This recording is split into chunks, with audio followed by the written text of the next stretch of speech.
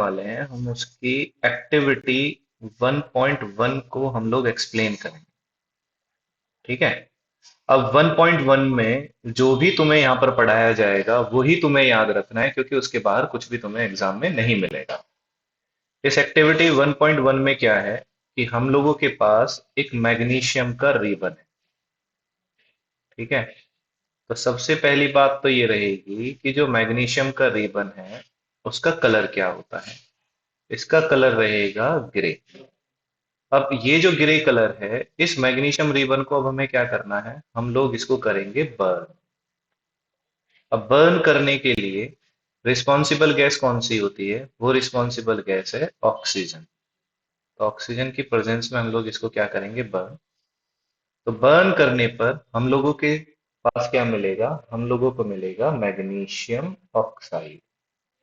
ये चीजें हम लोगों को क्या करनी है, ध्यान में रखनी है। ठीक है। अब देखो ध्यान से, इसमें था क्या कि हमारे पास ये इस तरह से हमने मैग्नीशियम का रिबन लिया, इसको यहाँ नीचे से हमने इसको, ये है हम लोगों के पास क्या, फायर, और इसको हम लोग ना जला रहे हैं। अब हमें पता है कि इसका कलर क्या है, इसका कलर है ग्रे। अब जलने के बाद ये क्या बन जाएगा, ये बन जाएगा मैग्नीशियम ऑक्साइड। तो ध्यान से सुने, मैग्नीशियम ऑक्साइड जब बनेगा तो ये बनेगा एक पाउडर की फॉर्म में, ये हमारे पास बनकर आएगा। ठीक है। अब इस पाउडर का जो कलर रहेगा वो कलर रहेगा हमारे पास क्या, व्हाइट कलर। ठीक। अब जब ये जलेगा तो जलने पर ये यहां से एक फ्लेम निकलेगी। तो ये जो फ्लेम होती है, दिस इज वाइट डेजलिंग, यानी कि बहुत चमकदार सफेद रोशनी है। वाइट डेजलिंग फ्लेम है ये। ठीक।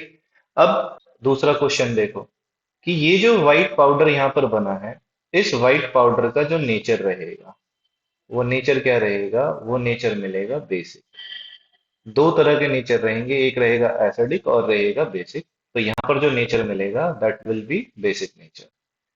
तो ये हमारे पास हो गया एक्टिविटी 1.1 के बारे में। अब इसमें एक चीज और हमें देखनी है, वो नोट करके ये है कि जब भी हम लोग मैग्नीशियम के रिबन को बर्न करेंगे, तो जब हम इसे बर्न करेंगे तो बर्न करने से पहले हमें इसे क्लीन करना। क्यों क्लीन करना है, क्योंकि मैग्नीशियम कहाँ रखा रहेगा, एयर में, और एयर में क्या है, ऑक्सीजन। तो ऑक्सीजन के साथ रिएक्ट करने के बाद मैग्नीशियम रिबन के ऊपर एक मैग्नीशियम ऑक्साइड की लेयर की फॉर्मेशन हो जाएगी। तो इस लेयर को हमें हटाना है, ताकि जो मैग्नीशियम का रिबन है वो प्रॉपर तरीके से बर्न आउट हो सके। ठीक। अब अगर इसकी हम केमिकल इक्वेशन लिखें, तो इसके लिए हमने लिखा केमिकल इक्वेशन।